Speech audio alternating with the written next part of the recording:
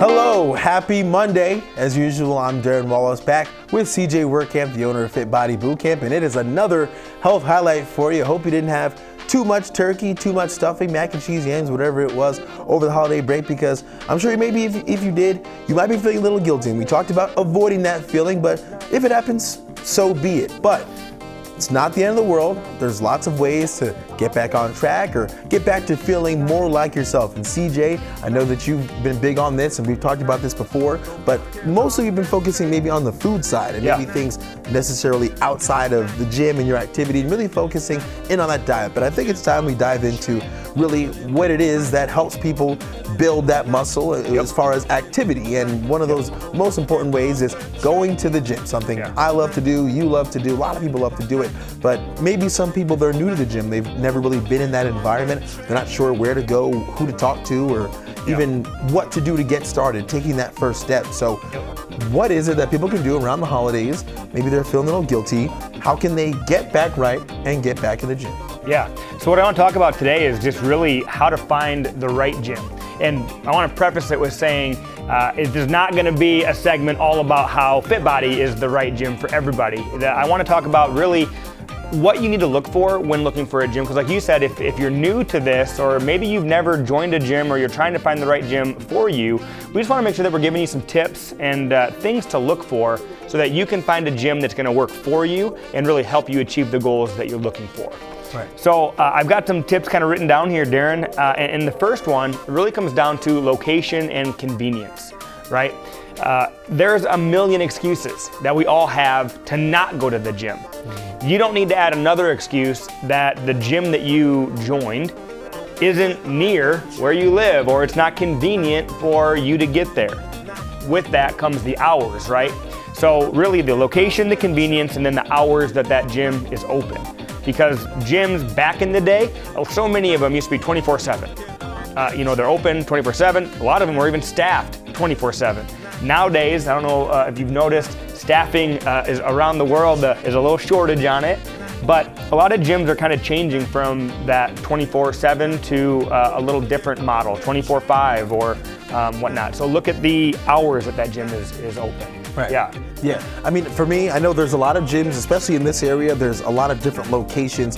Great Life is a popular one. I know they have some that are 24 hours, some that are kind of like you said, they're not quite 24 hours. They have different sort of hourly hours by the day. Some days are open later, some days are open earlier. Nonetheless, that's huge. Location. You don't want to drive. I mean, no one wants to drive 30 minutes anywhere if they can avoid it. But staying in that, in a comfortable radius where you're comfortable going makes it easier, and it gives you just less excuses to be like, oh, I can't go to the gym, it's too far. Anything in a certain amount of radius for you should make it pretty easy to get to the gym. And so with that, a lot of times people might just look for the cheapest price.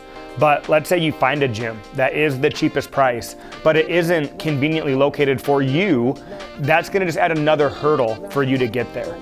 Moving on, I do want to talk about just kind of the equipment and the offerings. You need to understand what your specific goals are, and then the equipment. Darren, for you, if one of the things that you like to do is bench press, and you like to get under that bar, and you like to have the plate weights on the side, we don't bench press at Fit Body Bootcamp. And so, understanding what it is that you're after, the goals that you have, and then, do they offer what's going to help you achieve the goal? Some people, they need more equipment. Some people, they need more accountability. Some people, they need just access to a gym. And so you got to really understand what is it that you need so that you can pick the right gym. Right.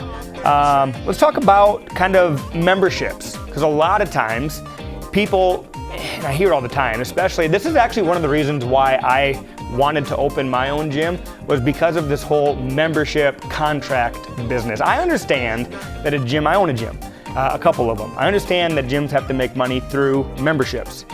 However, I have this really weird rub with hardcore contracts, because my belief is like a gym, we should be helping people. And if for some reason, the gym, for whatever reason, isn't helping, like if you're locked into a contract, it doesn't help. Right. So many gyms have that. So being aware of what the contract is. And a lot of times too, you can get cheaper price the longer of the contract you sign. Well, just because you want a cheaper price on day one, make sure that you understand what you're getting into And then I hate to say it, but look at what the cancellation policy is, because you need to know that. I mean, I don't want you to go into it thinking you're going to cancel, but you need to know what type of agreement you're actually signing and what you're getting into. Right. We don't want to see people getting locked into something that's not right for them. Right, and even cancellation, it's not necessarily cancellation because you don't want to go to the gym anymore. I mean, like sometimes life happens. Sometimes you get a new job in a new state, new city, what have you. I remember actually recently, I was in a situation where I moved from New Jersey to Texas, and I was going to a retro fitness in New Jersey, and I didn't know it, but I was actually locked into a contract. And without knowing, I had to keep paying for my retro fitness membership, and I'm like, well, now I live in a city/state. There's not even a retro fitness in Texas. So how do I even go about that? So, like you said, you don't want to go into it thinking like you might, you're going to end up canceling, but just for the sake of life happens, you move, something else, the gym could go under, who knows?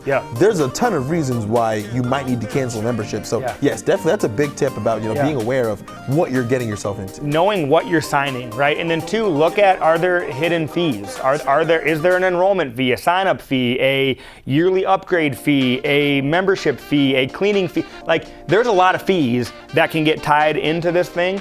And I know back in the day, I used to have a gym membership that was like $10 a month to a certain gym.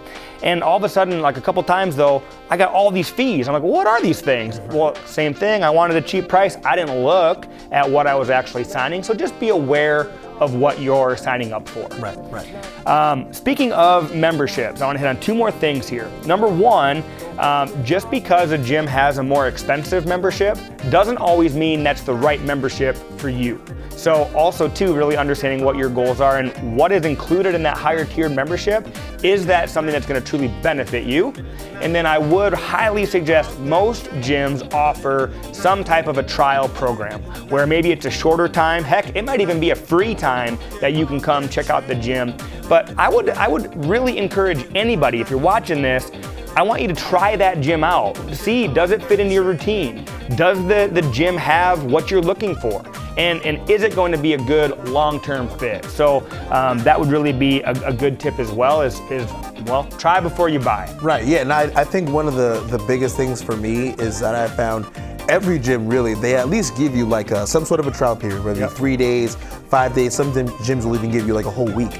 And it kind of lets you get a vibe and a sense for what the gym's about. Because every gym has like a vibe, the people that go in there, the community that goes in there. There's so many times where I'll go in the gym and I'll just see the same people all the time that eventually I have no choice but to say, hey, how you doing? What's up? How's your day been? So I think getting that first taste of, okay, this is what this gym community is like. These are the type of people that go around there. It gives you that sense of, community before you actually commit to it long term, like you said. And also, the more you spend doesn't necessarily guarantee that it's going to be better. I mean, of course, there's some luxury gyms, there's some higher end gyms where what you pay for is, what you might get in terms of equipment or classes. I know a lot of people like to do classes and things like that, but it's not always a guarantee. And sometimes the community is what you end up falling in love with more than necessarily that feeling of, oh, I'm paying so much for a gym, it must be a good gym. Yep, absolutely. And the biggest thing too, that's actually my last tip I had on here, is community and atmosphere. Because you have to make sure that it feels good going in there. As humans, we like to feel good. And it's getting kind of more and more rare that we walk into businesses or places that we do feel good, right? And so you want to make sure that the gym, the place that's supposed to be able to turn off the outside distractions, turn off what's going on everywhere else in your world, and just take a short time, whether that be 30 to an hour, just focusing on you. And you want to make sure that when you walk into that gym, that you feel like this is my time to truly make myself a better person. Right. Actually, one of my favorite fitness influencers, I'm not sure if you're familiar, Joey Swole. Oh yeah. He's big on the gym is a brother and sisterhood, and the people in there are a community.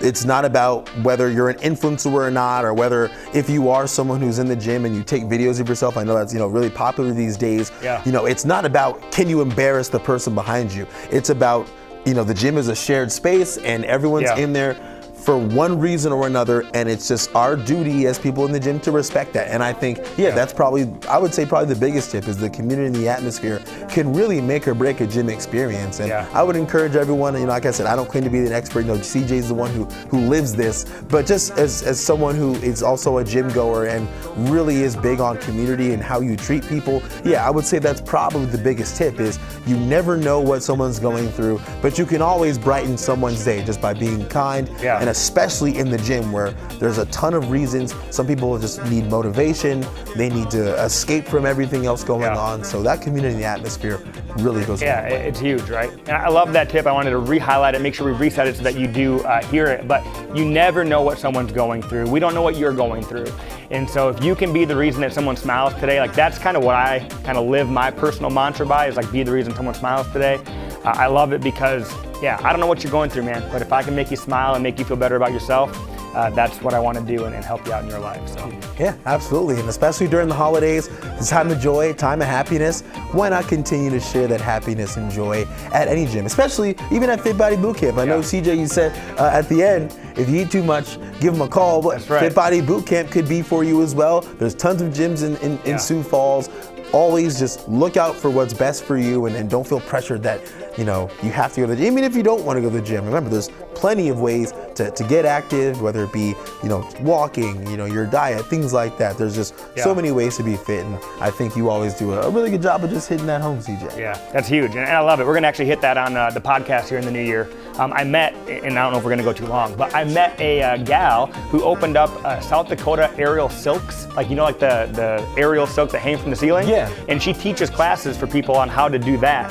And so I'm going to get her on and talk with her. But like you said, there's so many ways to stay active and stay fit. Find the one that's going to work best for you and just love what you're doing. Right. There you go. CJ said it best. And that'll do it for this edition of Health Highlight. And like he said, you can check CJ out on other platforms on his own podcast, The Fit and Healthy Sioux Falls. You can find out what's going on in the fitness community all around the area. And you can just hear more of CJ's takes on the fitness industry, health, diet, lifestyle. And he does a really great job of just giving you his insight and making you feel good about just what it's like being in this big fitness community that we have here. But that's all the time that we have for today. Thank you for joining us as usual, and we will catch you guys next time.